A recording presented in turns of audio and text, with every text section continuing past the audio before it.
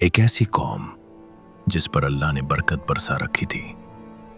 जरखेज जमीन, नील का बहता पानी और फिरौन के वारिसों के वो आलीशान महल जो दोपहर की धूप में सोने की तरह चमकते थे।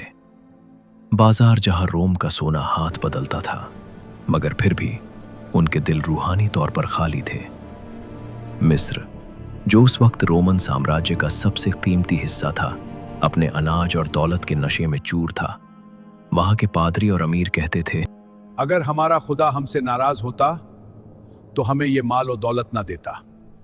देखो हमारे गोदाम भरे हैं, हमारी फौजें अजेय हैं। मगर वो ये भूल गए थे कि जब जुल्म हद से बढ़ता है तो दरिया की लहरें भी बगावत कर देती हैं। मदीना की एक कच्ची मस्जिद के सहन में बैठकर कायनात के सबसे महान नबी आप हजरत मोहम्मद सल्लल्लाहु अलैहि वसल्लम ने दुनिया के नक्शे बदलने का फैसला किया।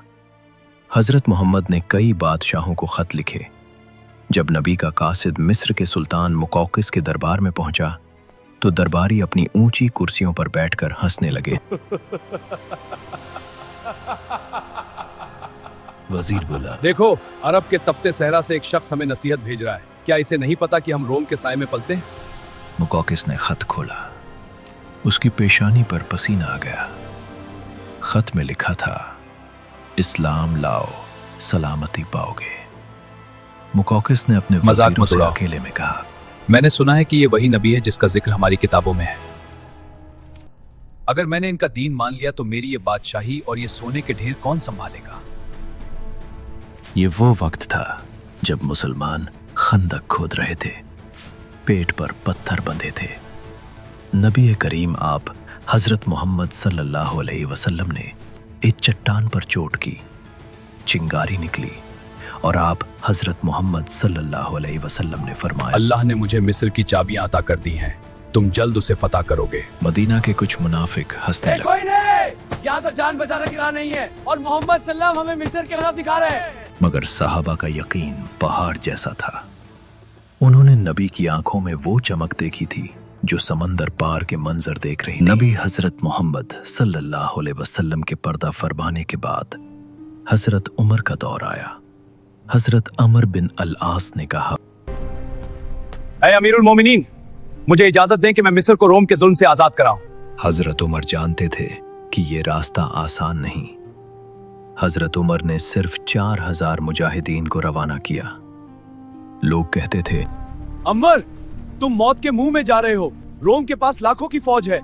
हजरत उमर ने जवाब दिया, हमें फौज की नहीं, खुदा की मदद की जरूरत है।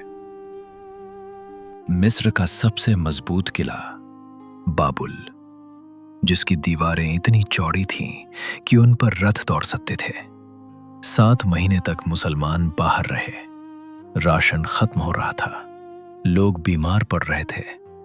रोमन जनरल अरकबून ने ऊपर से चिल्लाकर कहा, वापस लौट जाओ, यहां से सिर्फ तुम्हारी लाशें वापस जाएंगी। तुम मिट्टी खाने वाले लोग हमारे फौलादी किलों का क्या बिगाड़ोगे? अम्र बिन अलास ने हजरत उमर को मदद के लिए खत लिखा। जवाब में उमर ने 4000 सिपाही और भेजे और साथ में एक जुमला लिखा, मैंने तुम्हें 4000 सिपाही नहीं बल्कि 4 ऐसे जनरल भेजे हैं जिनमें से हर एक 1000 सिपाहियों पर भारी है। उनमें से एक जुबैर बिन अल अवाम है। एक रात जब सन्नाटा छाया था, हजरत जुबैर ने सीढ़ी उठाई। उनके साथियों ने कहा, यह मौत का रास्ता है।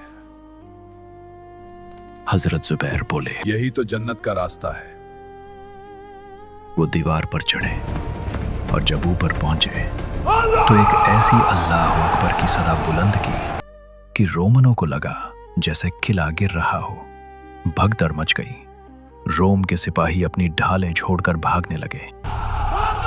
ये इंसान नहीं है। किला फतेह हुआ और मिस्र की गुलामी की जंजीरें पहली बार टूटी। फतेह के बाद एक नया संकट आया। नील सूख गया। मिस्र के लोग रोते हुए आए। हमें एक मासूम लड़की को सजाकर दरिया में फेंकना होगा वरना नील कभी नहीं बहेगा। अम्र कांप इस्लाम उठे। में इंसान की जान खुदा का तोहफा है, यह कुर्बानी नहीं होगी। हजरत उमर का वो मशहूर खत आया। अम्र ने उसे नील की सूखी रेत पर खड़े होकर जोर से ए पढ़ा। नील, अगर तू अपनी मर्जी से बहता है तो मत बहना, लेकिन अगर तू रब्बे काबा के हुक्म से बहता है तो मैं तुझे हुक्म देता हूं कि जारी हो जा। अगली सुबह जब लोग उठे तो नील अपनी पूरी ताकत से शोर मचा रहा था। पानी इतना बढ़ा कि मिस्र की प्यास हमेशा के लिए बुझ गई। मिस्र के लोग जो कल तक इन बदुआओं से नफरत करते थे, आज उनके कदमों में थे। चर्चों के पादरियों ने कहा, हमने ऐसा इंसाफ कभी नहीं देखा। रोम के सिपाही हमारा अनाज लूटते थे, मगर ये मुसलमान हमारे हक की पहरेदारी करते हैं। नबी हजरत मोहम्मद सल्लल्लाहु अलैहि वसल्लम की पेशीन गोई पूरी हुई। मिस्र अब बुत परस्ती का नहीं बल्कि अल्लाह की वहदानियत का घर बन चुका था। वो कौम जो अपनी दौलत पर नाज करती थी अब अपने सजदों पर नाज करने लगी। आज इस वाकया से हमें ये सबक मिलता है कि कामयाबी हथियारों में नहीं किरदार में है। अगर आपकी जिंदगी में भी नील सूख गया है, अगर आपकी उम्मीदें टूट रही हैं, तो याद रखना, जिस खुदा ने एक खत से दरिया बहा दिया वो आपकी बंद किस्मत के ताले भी खोल सकता है। अगर ये कहानी आपके दिल तक पहुंची हो, अगर इन लफ्जों ने आपको थोड़ा सा भी रुककर सोचने पर मजबूर किया हो, तो इस कहानी को दूसरों तक जरूर पहुंचाइए। इसे पसंद आए तो लाइक कीजिए और ऐसी ही कहानियों के लिए चैनल को सब्सक्राइब करना मत भूलिए। कमेंट में सिर्फ इतना लिख दीजिए, अल्लाहु अकबर, और जाते जाते सलाम अलैकुम।